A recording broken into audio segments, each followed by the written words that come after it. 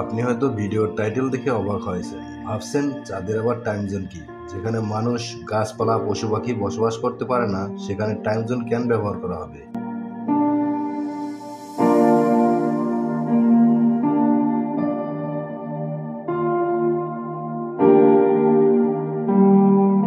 শুরুতেই আসি, time zone কি?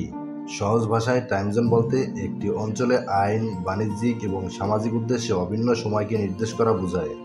টাইম জোনগুলো দ্রাঘিমাংশকে অনুসরণ করার পরিবর্তে দেশ ও তার উপবিভাগের মধ্যে সীমানা অনুসরণ করে।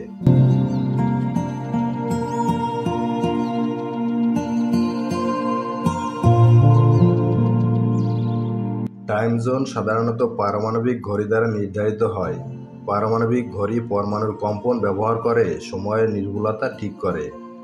সাধারণত ইউটিসি বা কোঅর্ডিনেট ইউনিভার্সাল টাইম 400টির বেশি পারমাণবিক ঘড়ি দ্বারা সময় নির্ধারিত হয়, যা বিশ্বের 30টি দেশের সময় পরীক্ষাগারে রক্ষণাবেক্ষণ করা হয়।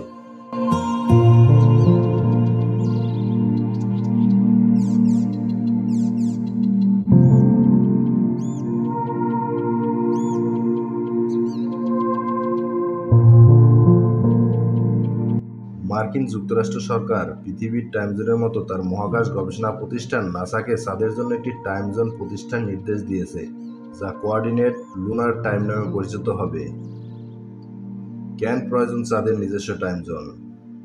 চাঁদে মাধ্যাকর্ষণ শক্তি কম, তাই চাঁদে পৃথিবীর থেকে দ্রুত সময় অতিবাহিত হয়।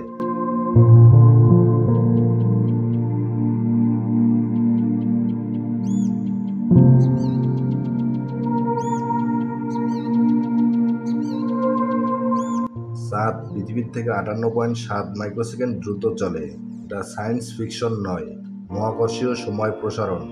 সময় অতিবাহিত হয় মাধ্যাকর্ষণ দ্বারা প্রভাবিত হয়।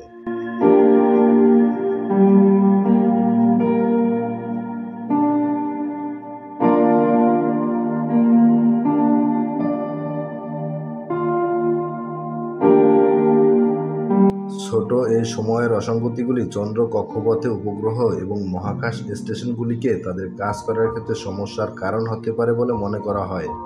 সাধারণত মহাকাশযান পৃথিবীর পারমাণবিক ঘড়িতে সংকেত বাউন্স করে সঠিক সময়ে রাখে এবং তারপরে সংকেতটি মহাকাশযানে ফেরত পাঠানো হয়।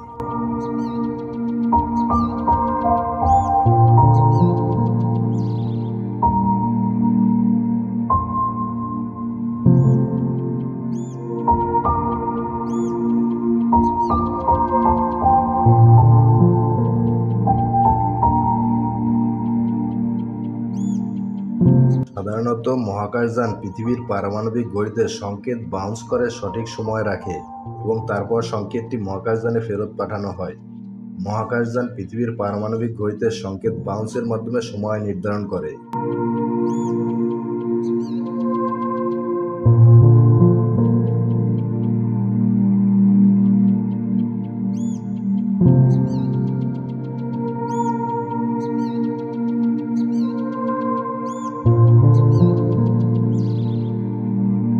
নাসা 2026 সালের মধ্যে নতুন টাইম জোন চাঁদে প্রতিষ্ঠা করবে বলে ঘোষণা করেছে। সময়ের সঠিকটা নির্ধারণের জন্য অনুরূপ পারমাণবিক ঘড়ি চাঁদে স্থাপন করা হবে।